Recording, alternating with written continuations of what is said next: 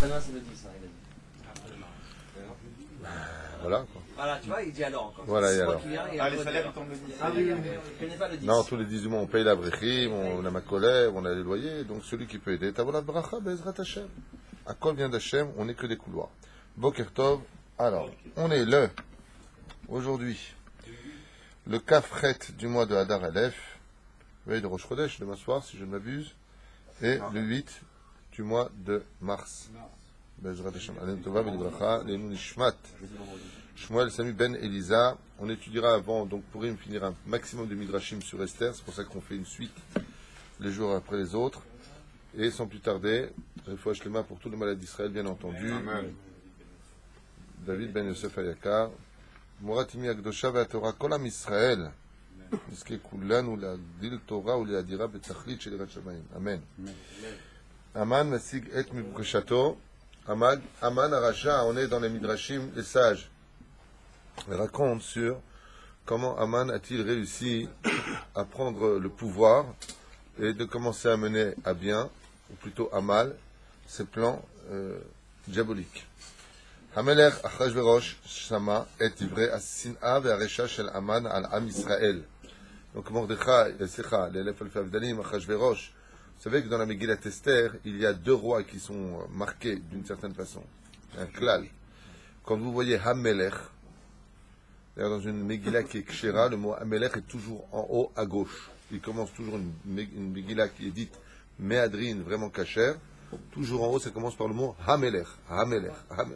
En haut, oui, à droite si tu veux du texte, mais quand tu avances, sur ta gauche, tu prends. On déroule complètement la Megillah Ken. Donc c'est toujours le premier mot, en fin de compte, à lire de la colonne. Hamelech.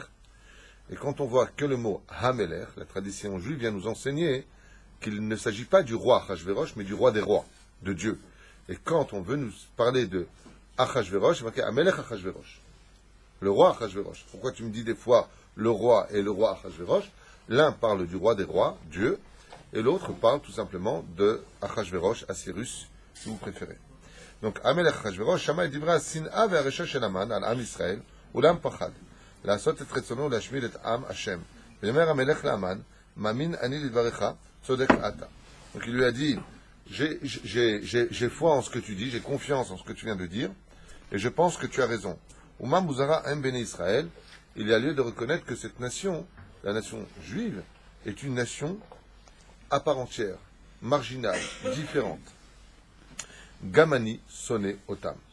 Et là, il lui dit, maintenant, Achashverosh, il se dévoile, mais ne le dit pas en public. Il lui dit, entre quatre yeux, sache que moi aussi je les hais. Alors le Haman, il lui dit, alors dans ce cas-là, pourquoi tu fais pas? Il dit, qu'est-ce que tu veux que je te dise? Ce peuple-là, je les déteste, mais je reste conscient d'une chose. Ils ont un Dieu qui ne veut pas qu'on les touche. Donc j'ai peur de leur Dieu. C'est pas d'eux dont j'ai peur, c'est pas des Juifs. J'ai peur du Dieu d'Israël. Qu'on appelle à elle, il lui dit comme ça, Mipnei Elohem, Hagadol, Hagibor ve'anora. Elokim ze shoev otam, umanish kashot, et kol mi shenoga bahem lera. Et l'histoire prouve que chaque fois qu'on a essayé de faire du mal à ce peuple, tous les plans qui ont été mis en application pour les détruire se sont retournés pire contre ceux qui l'ont eux-mêmes mis en application. Encha zocher ketzad evi makot noraot ala mitzrim. Tu n'as pas étudié l'histoire des Juifs, de ce pharaon qui a essayé de mettre en esclavage les Juifs et qui a tout perdu, y compris son propre pays. Que Dieu il a ouvert la mer pour eux et qu'il a noyé les enfants égyptiens à l'intérieur. Il veut dire par là les soldats égyptiens. Et sans compter par amour pour les enfants d'Israël, il les a tous tués jusqu'au dernier. שנים לאחר מכן, האם לא שמעת כיצד נלחם אלוקי ישראל יחד עם כוכבי השמיים בסיסרא שר הצבא הגיבור? Tu as oublié l'histoire de Sisra, ce roi si puissant que personne n'osait affronter. C'est quoi affronter?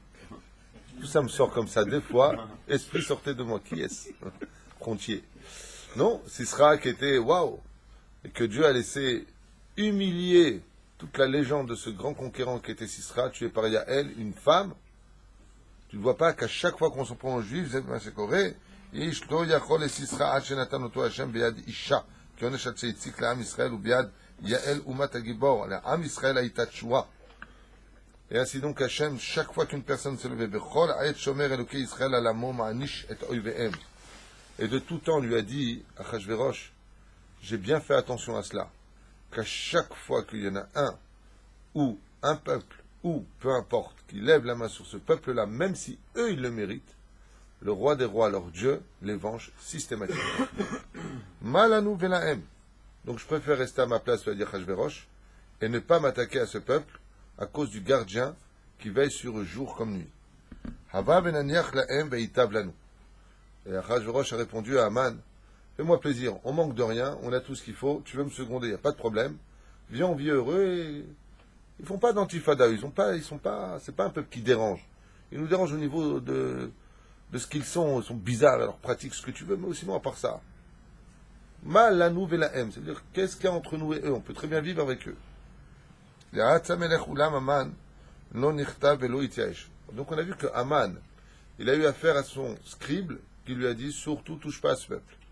Il a eu affaire à son meilleur ami, vous vous rappelez, il lui a dit surtout touche pas à ce peuple. Il a eu affaire aussi à sa femme pendant la Megillat Esther qui lui a dit si Mordechai est juif, tu t'es touché à quelque chose de trop dur. Touche pas à ce peuple. Et Achashverosh lui-même, qu'est-ce qu'il lui dit à Aman? Touche pas à ce peuple. C'est Amalek Mamash. ממש. הביטחון והאומץ הוסיף ואמר אדוננו המלך, עליך לפחד מאלוקי ישראל, הם הכעיסו אותו. Quelque part, c'est quand même terrible. Aman, il n'est pas bête. C'est un homme intelligent. Il est pas stupide à ce point-là. Je sais pas, tu viens voir tes meilleurs amis, ils te disent tous laisse tomber. Bah, tu laisses tomber. Et là, il est face quand même au roi. Il est face à celui qui dirige toute l'armée. Il est face à celui qui a plus d'or que n'importe quel individu sur Terre. Il est face à quelqu'un qui est orgueilleux comme personne. Il est face à quelqu'un qui n'a pas de limite dans ses délires. Et il lui dit, là, il ne faut pas dépasser la limite. Qu'est-ce que Aman aurait-il en lui de plus grand, de plus fort? Non, la haine, il lui a dit, je le hais autant que toi. Non, mais lui, il est irrationnel. C'est un vrai antisémite, c'est irrationnel. On voit qu'il est... Nachon, tu as raison de dire que Amalek, c'est celui qui haït les Juifs sans raison. D'accord, mais il a au moins des raisons d'arrêter. Non. Le texte que j'ai devant moi, il dit ce que moi je dis, il dit pas comme toi. Alors, tu comprends que tu vas prendre un mec qui veut absolument, voilà. Un mec qui veut se faire exploser tellement il a la haine des Juifs. Comme il y avait une émission en Égypte, une surprise, ils ont fait en Égypte, d'accord? Et le but était de faire croire, l'émission était vraiment terrible, tu vois la haine, tu as vu ça? L'émission était de faire croire que c'était des Israéliens en Égypte qui filmaient l'émission. Tu vois d'un coup la personne qui frappe la femme d'un coup de poing, alors que c'est une arabe égyptienne, parce qu'elle lui fait croire qu'elle est arabe israélienne. Et lui est un acteur, Bessarkol, lui est un acteur égyptien, il casse tout le studio et il frappe tout le monde. Tu vois une haine que c'est dur à comprendre. C'est pas Amalek, mais ça. C'est pire qu'Amalek. Mais pourquoi si elle est arabe israélienne? Elle n'est pas juive? Non, il croit qu'elle est juive. Non, monsieur, il ne pensait pas qu'elle était juive. Il dit, bon, voilà, mais Chanel, on ne va pas nous polémiquer sur cette vidéo.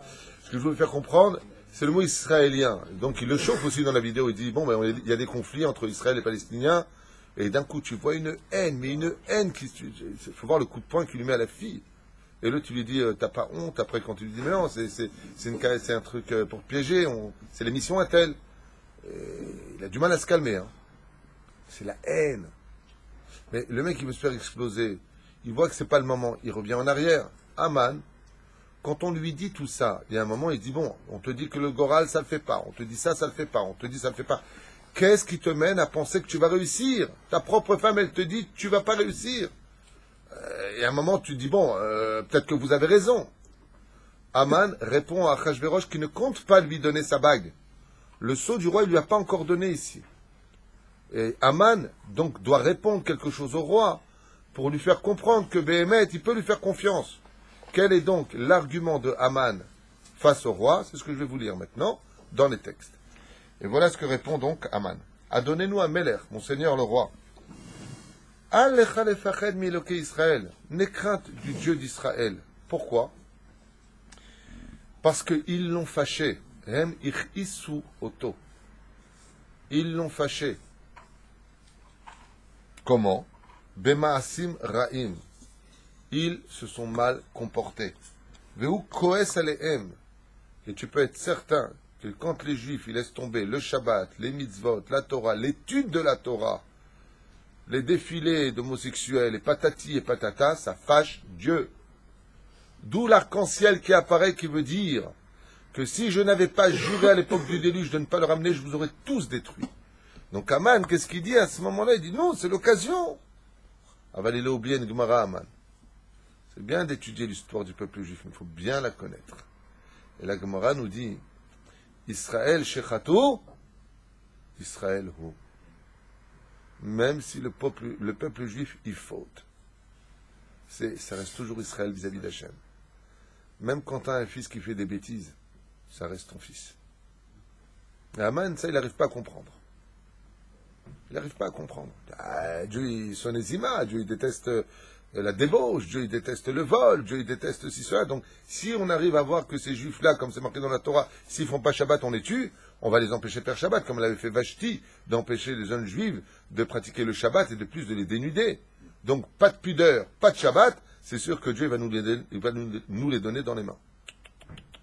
Le peuple juif, il a une valeur qui va au-delà de tout entendement.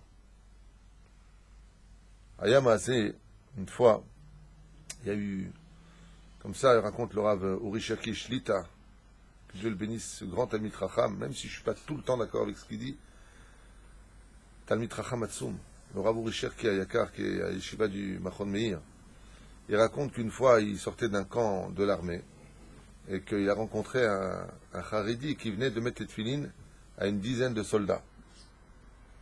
Et le Rav Urishaki rentrait pour faire un cours, et lui, il sortait.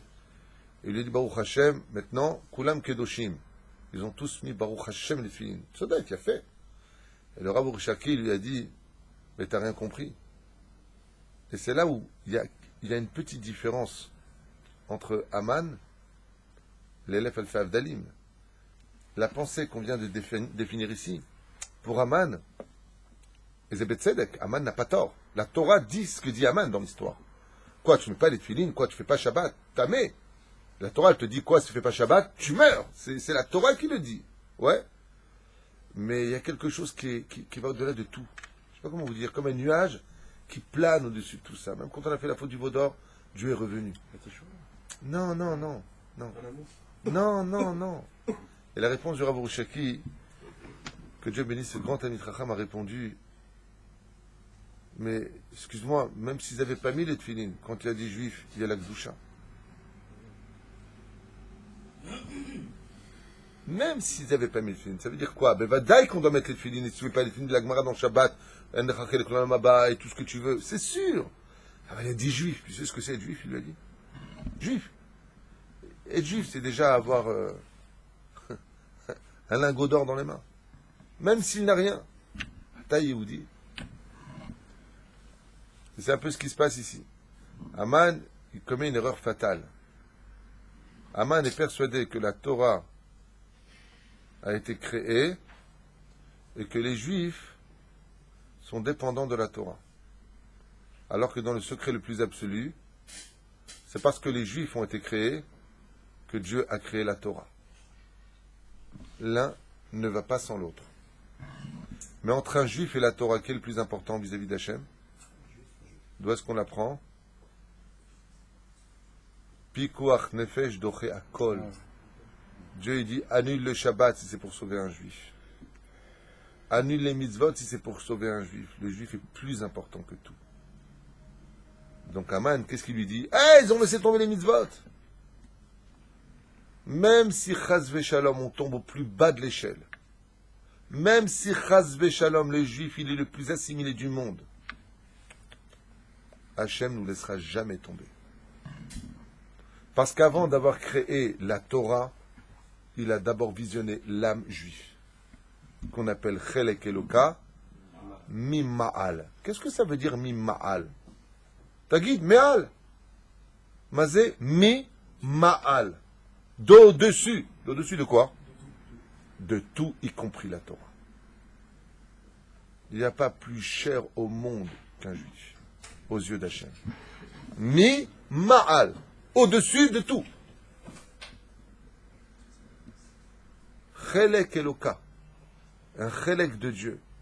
La Torah vient de la pensée divine, si on peut le définir, parce que je pense, soi-disant il pense. On va dire, mais le juif, il vient de Dieu lui-même.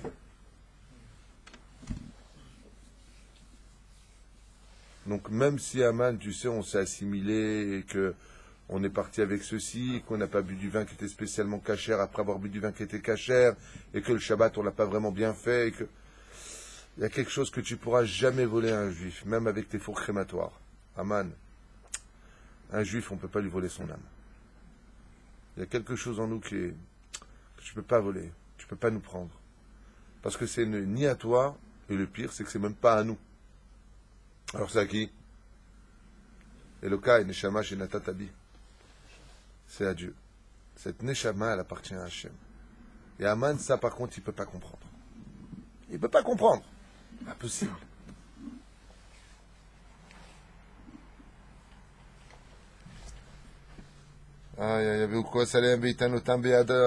T'inquiète pas, t'inquiète pas.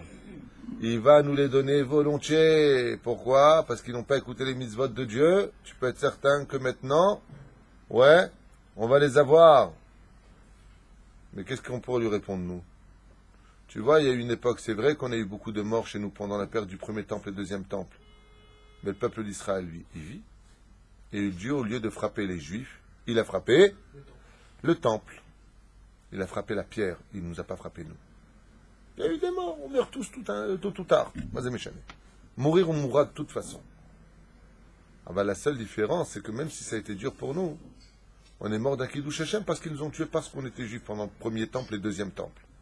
Donc même à travers la faute, quand on a rendu notre âme, on est mort d'un Kiddush Hashem. Nous, on n'a pas fait la guerre ni à la Babylonie, ni à Rome. C'est eux qui sont venus faire la guerre. On veut tuer du juif. Hachem, dans sa grande miséricorde, alors qu'on était Chutzpanim, alors qu'on était Ovda Vodazara, à cette époque, on avait laissé tomber qui vers l'étude de la Torah, on ne faisait pas les kavanot qu'il fallait pas, toutes les marlouquettes, Azaftem et Torati, Bechoulé, tout ce que tu veux. Même notre mort, qui a été difficile, elle nous a emmenés au Gan Eden. Ah, comment? On est mort d'un Kiddush Hashem. On nous a assassinés parce qu'on était juifs. C'est fou. C'est fou. À quoi ça ressemble? C'est comme un fils qui ne fait pas du tout ce que son père lui demande. Et à la fin, son père lui dit, bah, puisque c'est comme ça, tu dégages de cette maison. Tu vas où? Dans la maison fâche que je t'ai acheté pour toi. Oh. Il m'a viré de la maison, hein. Ouais, mais c'est pour aller dans ta maison à toi maintenant, tu as une maison que je t'ai achetée pour toi. Bah, c'est une punition, un cadeau. Hachem ne fait pas de mal aux juifs. Ouais, votan. Ben, maître, votan. Même quand on ne mérite rien, il nous donne tout. Kol, il est où Adam? Kol et Tova. Oh là là, c'est incroyable cette discussion. Je ne sais pas si vous comprenez ce que je viens de lire, mais c'est incroyable. Achashverosh, maintenant, il faut comprendre l'histoire là de Purim. On est discussion entre Aman et Achashverosh.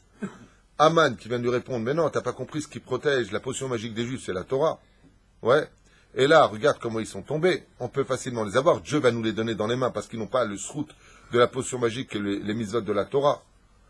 Achashverosh lui répond maintenant à Aman. Et qu'est-ce qu'il lui dit? Aïm en baem ezet tzadikim shemegen alehem. Un truc de fou.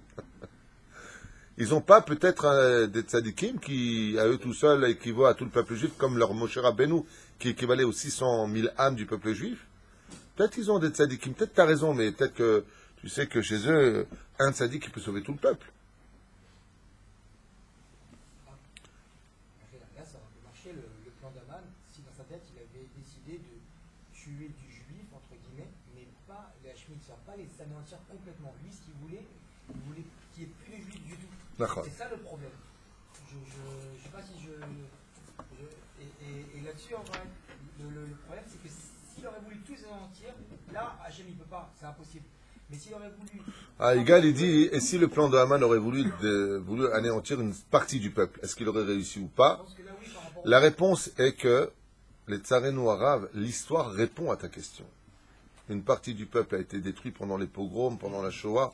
Une partie du peuple, il y a eu à Fès il y a 3 siècles de ça, si je ne m'abuse, même plus, 6 000 juifs qui ont été décimés au fil de l'épée par les Arabes de l'époque. Il y a eu beaucoup de pogroms, mais ça reste quand même à l'échelle communautaire, à l'échelle même continent, on peut dire. Hein, mais malgré tout, Am Israël Chai Vekayam. De façon logique, pour celui qui a un cerveau bien barré, en bonne santé, le fait que nous vivions en Israël est illogique sur le domaine stratégique. Il y a une histoire, mythologie si vous préférez peut-être en 2 mots, le cheval de Troie, d'accord? Troie c'était entre 2 et 4, c'est mon humour du matin.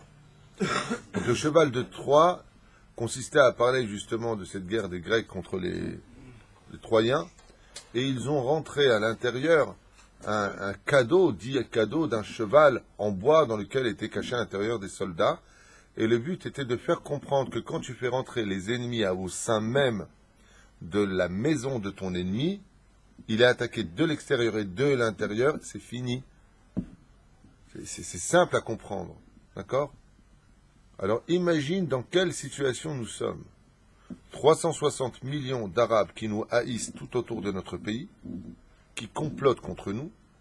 L'ONU a toujours donné du mérite à nos ennemis alors qu'ils savent parfaitement la vérité, et nous, constamment en train d'être accusés. On n'a pas d'amis, réellement parlant, si ce n'est que Dieu.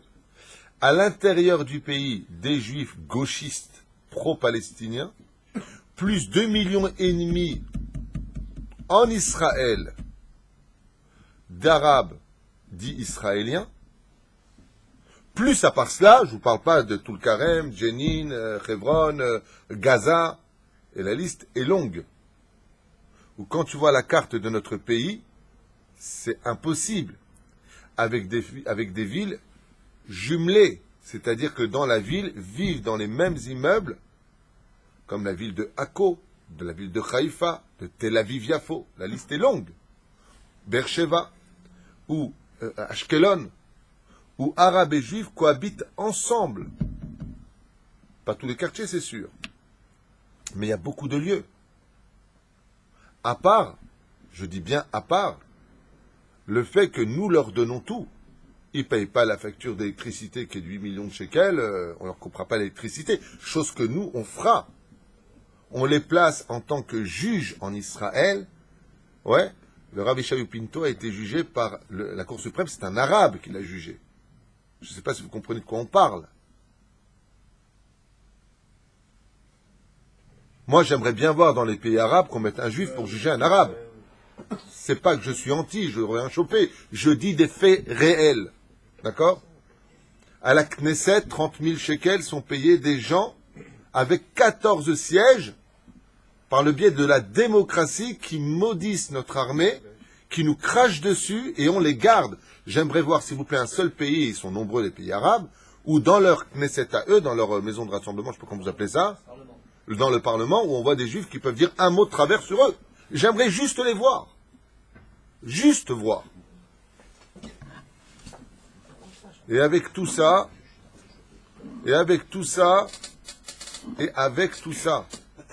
quand on veut aller prier sur les kivrés de nos tzadikim, le kever de Yosef, le kever de Rachel, je parle de nos patriarches d'un pays où la Torah nous a donné de façon pombite, de façon déclarée que la terre d'Eretz Israël, c'est même marqué dans le Coran que Israël appartient à la terre d'Israël appartient au peuple juif, c'est marqué Bimfora chez eux.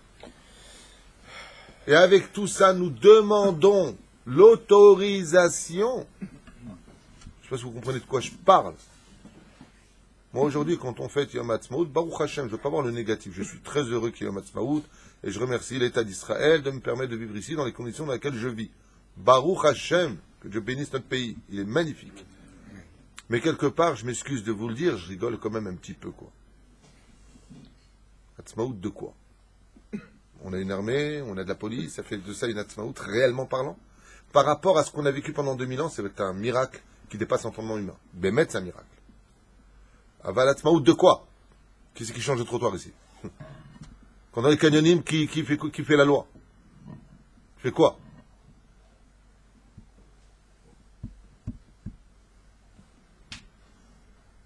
On est devenu dans un pays de juifs, pour vivre une Torah de juifs. Noise, pas shoot. Mais ça, c'est le processus. Quand un enfant vient de naître, on ne peut pas lui demander de tout faire dans la couche et de marcher directement. Ça prend du temps. Avalam Israël, Baruch Hashem, Hay Vekayam. On a une partie du gouvernement qui lutte contre notre Torah. On a des gens qui nous haïssent. Et nous-mêmes qui n'arrivons pas à trouver une table de négociation pour s'entendre entre religieux, les uns avec les autres. Ça fait beaucoup de dégâts. Et avec tout ça, on est bien en Israël. C'est un truc de fou. Je ne sais pas si vous comprenez. Un jour, il y a un Arabe qui a dit, si tous les Arabes se réunissaient autour d'Israël et cracheraient dessus, on les noierait. Tellement on est nombreux. Kama Kadosh Baruch Hu Megen Alenu. Combien Hachem nous protège, combien il nous aime. Malgré que ça roule pendant Shabbat si ça devait rouler, malgré qu'il se passe des choses aussi incroyables dans notre pays qu'aux États-Unis, c'est pas pour dire Amani. Il se passe des choses que ta tête elle se retourne ici. De l'autre côté, grâce à Dieu, il y a beaucoup de yeshivot, il y a beaucoup de Torah. Aval, est-ce que c'est suffisant réellement? Combien sont réellement Shomer Mitzvot Shabbat sur tout le peuple entier? Si on est droit, si on arrête de jouer les bons samaritains en disant Am Israël Kedoshim, c'est bon, on n'a pas besoin, on sait. Am Israël Kedoshim, c'est moi qui le dis aussi, on est tous au courant. C'est-à-dire, Aval, de façon concrète, on t'envoie des dizaines de missiles. Pas au Trabbi, c'est que sur des terrains vagues. Attaque après attaque, après attaque, après attaque, après attaque, après attaque. C'est pas possible. Et le seul moment où ça rentre dans une maison, c'est la seule maison de Petar Tikva où il n'y avait personne dans la maison. Truc de fou. Mais si le missile il va dans un autre pays, c'est 80 morts. L'immeuble s'est effondré. On le voit à la télévision, on l'entend avec les oreilles et on ne se réveille pas. Kama Hashem Oevotan. Et c'est ce qu'il lui dit à Achashverosh.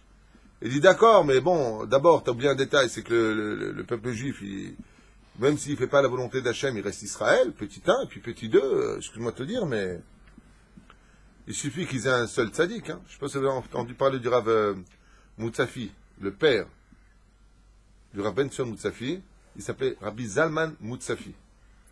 Il était contemporain aussi du Rav Kadouri.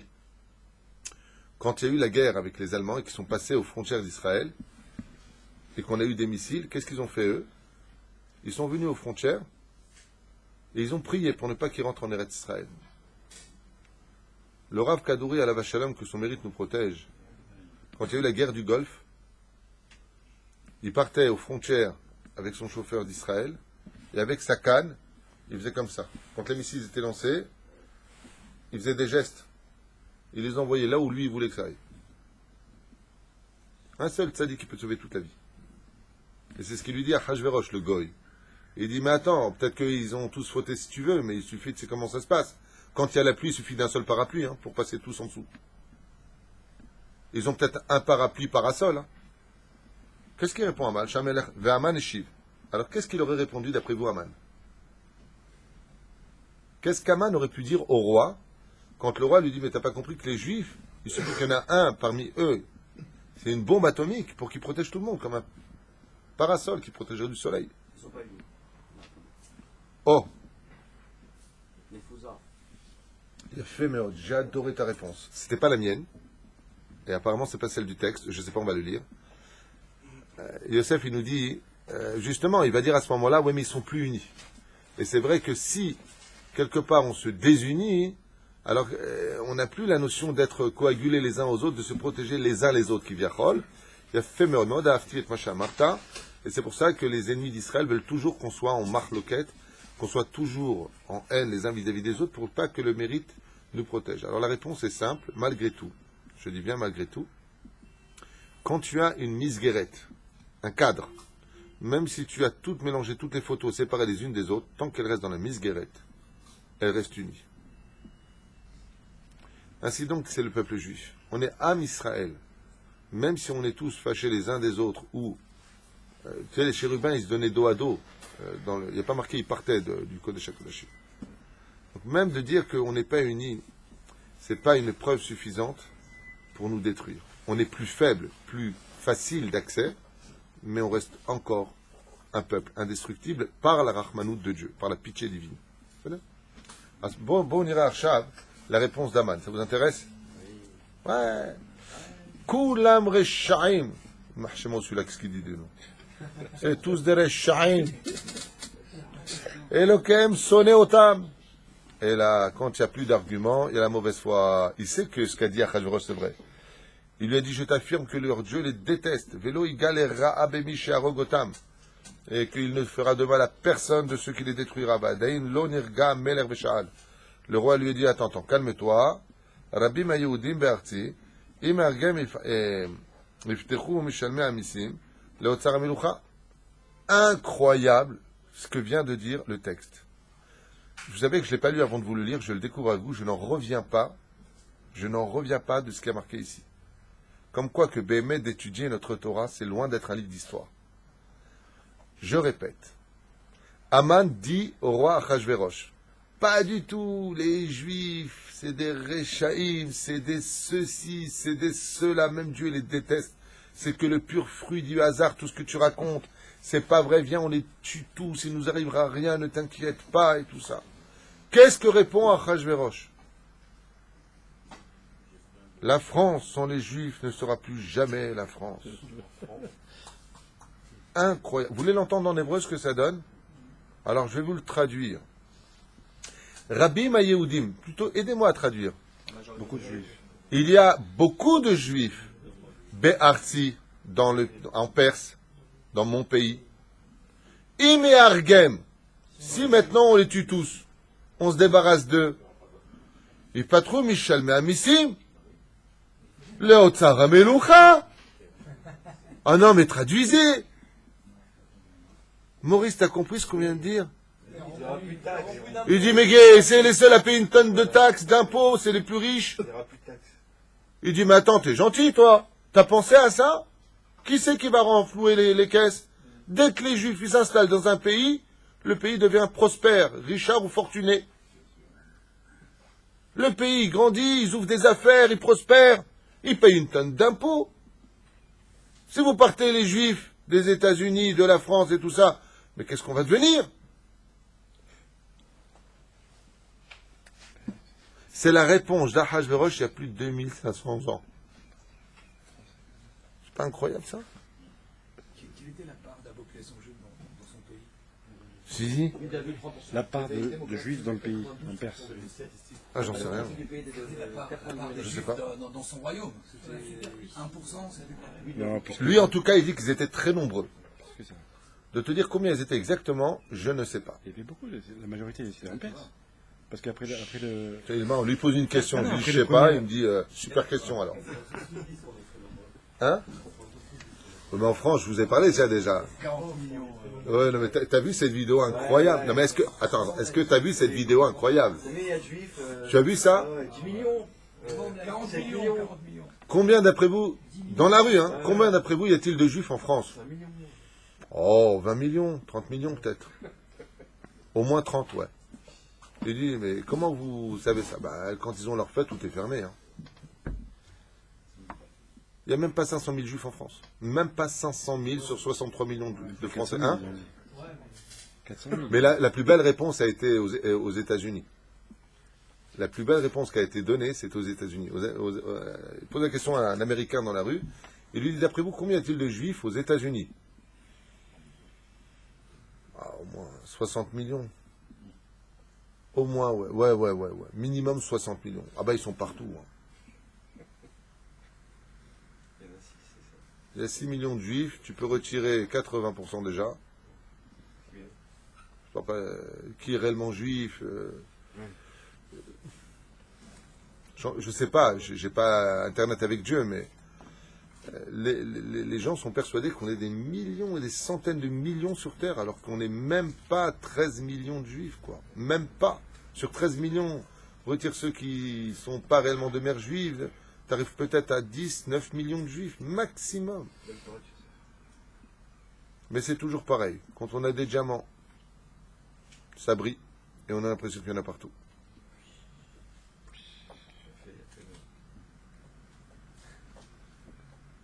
Ah non. Gamzo, les Tova. Il n'y a pas de rapport, mais c'est pas grave. Tov. En od milevado. Ça, il nous a changé le verset Adam. Tov. Rabotai, la réponse d'Aman, à propos, vous la connaissez la réponse d'Aman. Par contre, on retourne dans le vif du sujet avec la Megillah. Qu'est-ce qu'il va lui dire? Ah, c'est ça le problème, les Juifs et leur argent. Alors, combien ils t'auraient payé cette année? Il lui a dit une somme astronomique. Il lui a dit, moi je suis prêt à te la donner. Donc tu n'as plus besoin des Juifs. 10 000 kikar kesef.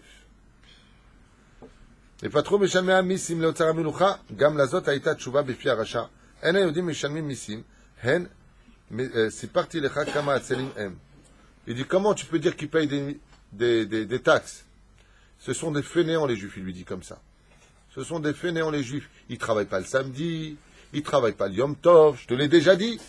En réalité, s'ils travaillaient tous les jours 7 sur 7, comme nous on leur demande de faire, là on aurait de l'oseille. Et là le roi lui répond, enfin bon, là ce que tu racontes, je ne sais pas ce que ça veut dire, ce que je vois c'est les résultats. Au niveau de l'oseille, ils en amènent beaucoup à l'État. Donc qu'ils fassent leur Shabbat ou pas, moi je ne rentre pas dans leur vie privée, ce que je veux c'est de l'oseille. Donc, hein, quoi? À l'époque ils ne faisaient pas de blagues. חוגים כל יום ואינם עושים מהומה. ומה יהיה על הערים שבין יושבי היהודים, שעמותו תשערנה הערים שוממות וחיות טרף תבואנה לשכון בהם. Alors il lui a dit maintenant, il lui a dit mais les Juifs, ils se sont installés dans de belles régions, dans de beaux endroits, là où s'installe, ça devient beau. Tout est Messoudar. On voit en Israël 68 ans d'existence. Les touristes qui mettent les pieds ici sont abasourdis. C'était un désert et aujourd'hui on a des villes hyper modernes. Et regardez ce que nous dit le texte. Mais les Juifs du Suppi qui sont venus en Perse, t'écoutes ce qu'il dit? Regardez de quoi on parle dans les Midrashim il y a 2000 ans en arrière sur l'histoire de Purim par rapport à aujourd'hui. Le roi Hachvérosh il dit, mais d'accord, mais même si on tue tous les Juifs, là où eux se sont installés, t'as vu comme c'est beau? T'as vu le Bel Air? T'as vu Miami? T'as vu là où il y a des Juifs, comment ça devient beau? On a un super beau pays. Parce qu'il y a des Juifs, il lui dit. Ils s'installent bien, ils savent donner du goût, ils sont forts dans tout leur métier. Qui dit ça? Achashverosh, il dit ça à Aman. Comment ça se Alors regarde, je te lis dans le texte pour pas que vous croyez que c'est de moi. Si on les renvoie, qui c'est qui va s'installer là-bas? Des animaux, ils vont venir s'installer. Les gens vont venir, vont faire des ceci et des cela. Et c'est vrai que quand tu vois, par exemple, quand on vivait dans les banlieues en France, c'était beau, Bondy, Sarcelles, c'était super beau, les Flanades. C'était super beau. Moi, je me rappelle, à l'époque, quand on était jeune, on allait là-bas, ça vivait, ça chantait, c'était plein d'enfants qui couraient. C'était magnifique. On part de là-bas, je vous lis le texte, si les Juifs sont bons de là-bas, et ce sont des animaux sauvages qui viendront prendre leur place. J'ai pas envie d'avoir un pays pourri, lui dit. C'est Achashverosh qui répond à Aman.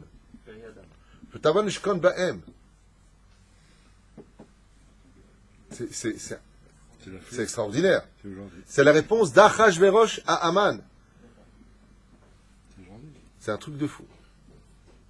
Quand vous voyez en Allemagne, avant la Deuxième Guerre mondiale, il y avait énormément de Juifs en Pologne. La Pologne était un des pays les plus prospères à l'époque. La Pologne, la Russie, l'Allemagne, Berlin, c'était une ville waouh de chez waouh, Aleph, Aleph. Ils ont tué les Juifs là-bas, c'est devenu une ruine. Pas que par le biais de la guerre, hein, même après.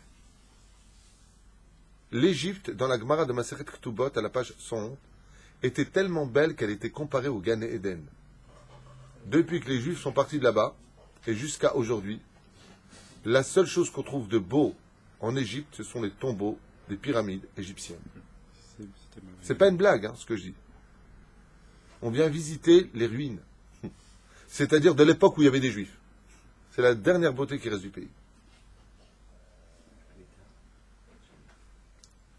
Le Portugal, il y a 3 ans de cela, a décidé de rehausser leur pays sur le domaine monétaire et de rendre, c'était leur mission, le plus beau pays d'Europe. Ils ont fait appel à qui? Ils ont demandé aux Juifs de venir s'installer au Portugal. C'est-à-dire que le Maroc, pareil. L'Espagne, pareil, oui. L'Espagne, il y a 2 ans. Et ça a marché. Hein. Enfin, moi, j'ai connu des Juifs qui ont décidé d'aller en Espagne parce que l'Espagne a dit maintenant il faut sauver le pays. Et ben, ouais. Ils ont reconnu. Ouais, d'accord. Et c'est ce qu'il dit le texte. Il lui dit maintenant à Achashverosh, il dit à Aman, tu me casses tes pieds, regarde. Va dans les quartiers juifs, la vérité. Au lieu de voir leurs belles maisons, leurs belles trucs, regarde que quand on vient en tant que touriste, quand on voit notre pays, ben il est beau notre pays. Donc arrête de me casser les pieds, laissez dans les mairies, laissez chez nous, et uniquement c'est pour. Exactement ce qu'a dit Ségolène Royal en France, et ce qu'a dit le ministre de l'Intérieur à l'époque en France. Il ne faut pas que les Juifs y partent, ce ne sera plus le même pays. Et regardez ce que nous dit le texte, c'est 2000 ans en arrière. Les Midrashim cités ici, c'est incroyable. L'histoire se répète. אמר המלך בעממי, עד להרגיעו אותו ואמרו, אל תדאג, אין היהודים יושבים בעיר אחת, בכל עיר נמצאים כמה מהם, ואיש לא ירגיש בחסכונם. Il lui a dit, mais t'inquiète pas, on va pas tous les finir d'un coup. Petit à petit, quartier par quartier. Comme ça, quand on va tous détruire les quartiers, eh ben, regardez bien la réponse d'Aman, Ken, nitniachev bimkomam bamakom. On va les sortir de leur maison, et on leur prendra leur maison et tous leurs biens. Donc t'inquiète pas, on va veiller à ce que ce ne sera pas de la pourriture qui vient de prendre leur place, qui vient des chayot raot, mais on va quartier par quartier bien faire les choses. D'abord, on va faire Vichy, on va faire ce quartier-là, après on va faire on va faire, je connais pas les quartiers de la Perse. On va prendre quartier par quartier, bien comme il faut, pas n'importe comment. Ah non. On va les parquer comme il faut, pour leur prendre exactement ce qu'ils ont, comme ça restera bric ou brac. Réponse d'Aman. Réponse d'Aman. À l'époque de Pourim. L'histoire se répète ou je rêve? En Tunisie et en Algérie, ça s'est passé exactement de la même façon. Chaque juif qui était renvoyé de sa maison, emmené de force sur le port pour prendre le bateau, et encore, c'est l'arabe lui-même qui le mettait à la porte, qui lui prenait sa maison. On m'a raconté quelque chose, ça s'est passé en Algérie. On m'a raconté que quand les Arabes algériens ils travaillaient dans une maison, le propriétaire qui était un juif à cette époque lui a dit non, tu me fais la salle de bain à gauche. Et lui il a dit non, je préfère à droite. Et il lui a fait la salle de bain à droite. Le juif lui a fait un scandale, il lui a dit je te paierai pas, c'est pas ce que je t'ai demandé. Il lui a dit non mais t'as pas compris, je te dis je préfère que ce soit à droite. 2 semaines plus tard, le propriétaire de l'appartement était sur le quai pour partir, direction Marseille. L'arabe, il lui a fait un sourire, il lui a dit, t'as compris pourquoi je l'ai mis à droite? Je suis en train de me dire, j'avais à gauche.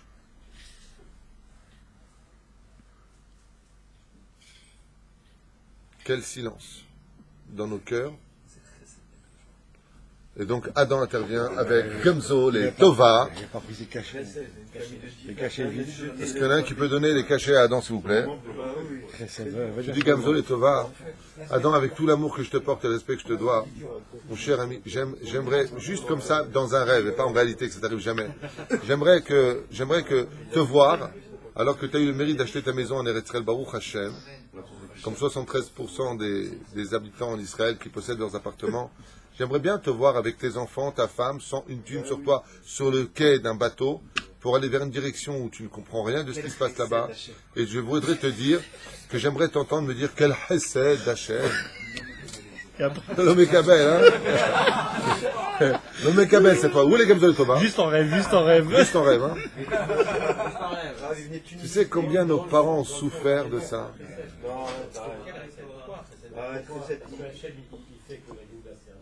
Ouais, non, mais c'est du ravi. Faut le vivre. Maurice, arrêtez d'être trop dur. Imagine, Chavé Shalom, tu vois quelqu'un maintenant qui est en train de souffrir sa race, mais on est en train de le soigner, mais il est en train d'hurler. Et toi tu viens, tu es en train de dire, mais arrête d'hurler, c'est pour ton bien, tu verras. Dans 2 semaines, tu seras bien, tu verras. Mais c'est sûr que tout Bassop et les Tova, mais arrêtez d'être des robots de la tête. Ça fait peur. Mais En route. Mais non, vous n'avez pas de Rahmanout ou quoi? Qu'est-ce qui vous arrive? Un mec, il est viré de chez lui, il était sur le... En plus, tu sais, une des personnes que me racontait, c'est quelqu'un de... Ben voilà, c'est ça. C'est incroyable. Est-ce que se retrouver comme ça, tout ce que tu as construit avec une valise et on te dépouille de tout, et tu te retournes et tu vois celui que tu avais payé, engagé. Vous vous rendez... Moi j'ai des connaissances arabes qui m'ont dit on préfère travailler 100 fois plus que chez les juifs que chez les gens de chez nous. Parce que vous nous gâtez, parce qu'on a de la rahmanout, parce qu'on les a toujours payés en temps et en heure. Moi je me rappelle en France, on avait des boutiques, on engageait beaucoup d'arabes, Et le jour où on a fermé nos boutiques pour monter en Israël, eux, ils se sont mis à pleurer. Ils sont partis travailler à Barbès. Et moi, on a grandi ensemble. Hein. Ils me disaient, tu sais comment, vous m'avez toujours appelé comme ça, toujours par le nom, toujours respecté. Il avait besoin pour le ramadan, l'aider, il avait besoin. Là-bas, il m'appelle El Kelb. C'est lui qui me raconte, l'arabe qui me raconte que là-bas, quand on l'appelle El Kelb, le chien. Il m'a dit, moi, les juifs, vous m'avez jamais dit ni le chat ni le chien. On a du respect, on a toujours payé tout le monde. Regarde. Et même ici. Hein? Même ici. Les Kablan, ils veulent travailler avec les Israéliens. Ah, ben, Qu'est-ce que c'est? grâce à vous, on est passé en Kita Bet. Avant, on était Kita Aleph, maintenant, on est passé en Kita Bet. Bête en français ou en hébreu, là? Ouais. Vous nous avez appris, mais ne te fais pas une trop belle maison en route, la reste de l'ouvrier. Mais je rêve. Mais est-ce qu'il peut sortir, ce monsieur-là? C'est nous qui l'avons appris. Et si on l'oublie, Hachem, D'accord. des goyim pour nous faire. Il y a ces principes de base que les midrashim. Ah bah, malgré tout, vous n'avez pas de pitié ou quoi? Non, mais Il va revenir en Gilgul à Bondy. Arrête, je vais te souhaiter d'être mis à la porte de chez toi. Il va revenir en Gilgul à Bondy. il faut quand même avoir du cœur, quand même, les pauvres. Ils ont souffert. Qu'est-ce qu'on a souffert? Non, rien. Bon, Adam, tu sors là maintenant. Là. Non, ils ont souffert. Une femme comme ma mère, que Dieu la bénisse. Elle est née en Tunisie, elle a grandi en Tunisie, elle adorait l'avenue de Paris, elle avait tous ses repères, tous ses amis. Du jour au lendemain, alors qu'elle voulait pas. Regarde aujourd'hui nos enfants, tu voulais changer d'école? Non, papa, je veux pas, j'ai tous mes copains, je me suis habitué. C'est un gosse. Là, je vous parle d'une vie entière, de famille entière. Et de là, ils sont arrivés où? À Paris. Vas-y apprendre la langue, vas-y pour apprendre les lois, vas-y pour ceci, cela. Et une fois que tu arrives là, hop, on monte en Israël. Une fois que tu t'installes en Israël, on te discute que l'endroit sur lequel tu es, est-ce que c'est à toi ou pas? Vous trouvez ça pas dur pour des juifs? On a l'impression que le seul endroit sur Terre où on a le droit d'exister, c'est la planète Mars. Même, moi, je dis la soupe pour les autres. Je sais pas ce que je suis en train de dire, je suis en train de justifier ou pas. Mais vraiment, vous deux... Monter en Eretz. Ils sont retrouvés à 8 dans une pièce dans le 19e. Puis, vous avez dit Paris, mais là, ils sont trouvés là. En Tunisie, ils vivaient dans des appartements de luxe. Ils avaient 2 personnes à leur service, machin. Ils se retrouvaient rue Richomme, rue Ramponeau, dans des petits appartements d'époque. C'est très dur de redémarrer sa vie. Je sais pas, c'est des choses tellement simples à comprendre. J'arrive pas. Regarde bien, nous en tant que juifs, on a quitté la France, on vient en Israël. Grâce à Dieu, on s'installe. On a nos voitures dans le parking pour certains d'entre nous. On a des beaux appartements, on n'arrête pas de se plaindre. On n'arrête pas de se plaindre. Et en France, j'avais, et en France, et en France, et en France. Combien... Et on a tout, c'est pas on a débarqué dans un 2 pièces avec 15 enfants.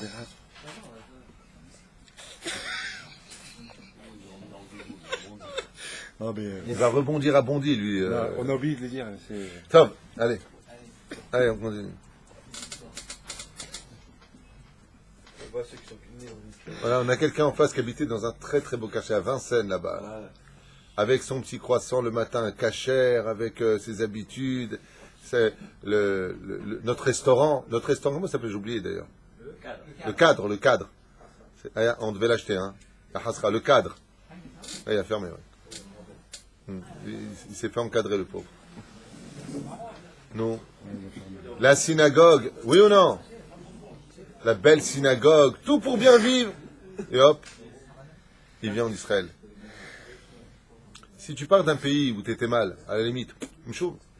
Mais quand tu pars d'un pays où quelque part tu pouvais t'en sortir et continuer à vivre, et tu redébarques avec des valises, dans un yeshuv, où tu vois autour de toi, tu vois que des cailloux, des pierres à des millions de kilomètres, des mecs qui te parlent une langue que tu comprends pas, on te donne des papiers signés que tu n'arrives pas à lire.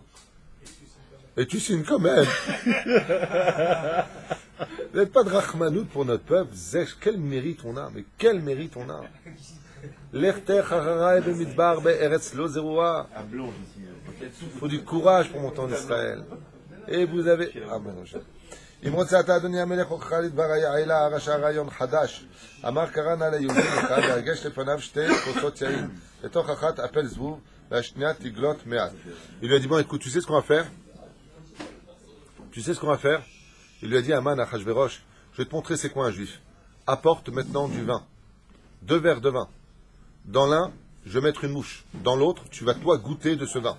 Et tu demanderas aux juifs de boire dans une des 2 coupes. אם תציע אחת מן השתיים, ליהודים יעדיף לא לספק לשתות מהכוס שלתוכה ונפל הזבוב מאשר מכוסך המלך. Et là, qu'est-ce qu'il fait? Comme il voit qu'il n'arrive pas à convaincre le roi Achashverosh d'attaquer les Juifs, il va l'attaquer sur le pire de la faiblesse du roi, son orgueil. Qu'est-ce qu'il fait Aman? Il fait remplir 2 coupes de vin. D'accord? Kasher, devant les Juifs. Il dit au roi, buvez de ce vin. Et le roi, il boit. Et dans l'autre coupe, on entend des ailes qui battent comme ça. Il a dit à un Juif, bois d'une des 2 coupes et dépêche-toi. Qu'est-ce qu'a fait le Juif? Il a regardé la coupe du roi, hein, et le vin était devenu Nesser. Un goy qui touche le vin des Juifs, il devient Nesser. Interdit à la consommation. Et qu'est-ce qu'il fait maintenant le roi?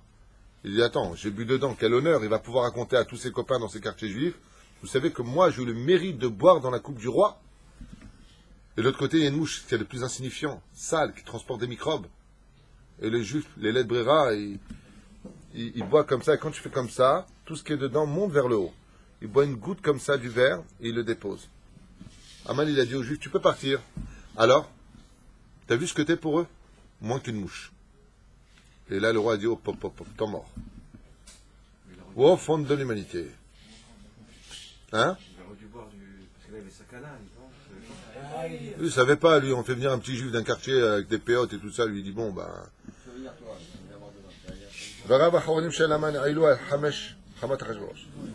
Et écoutez bien ce que nous dit le Midrash, c'est par ce piège-là que Achashverosh a accepté l'extermination des Juifs. L'orgueil, quand il a vu que rien n'y faisait, Aman il a dit, alors maintenant j'ai compris. Il y a un point faible chez toi, il faut que je trouve. Et ton point faible, c'est l'orgueil, tu te prends pour Dieu. Alors je vais t'amener un Juif qui va te faire comprendre, par les lois de leur Torah, que tu es moins qu'un Dieu. Voilà. Il a préféré boire dans un verre de mouche que de boire de la coupe du roi puissant, régnant sur 127 provinces.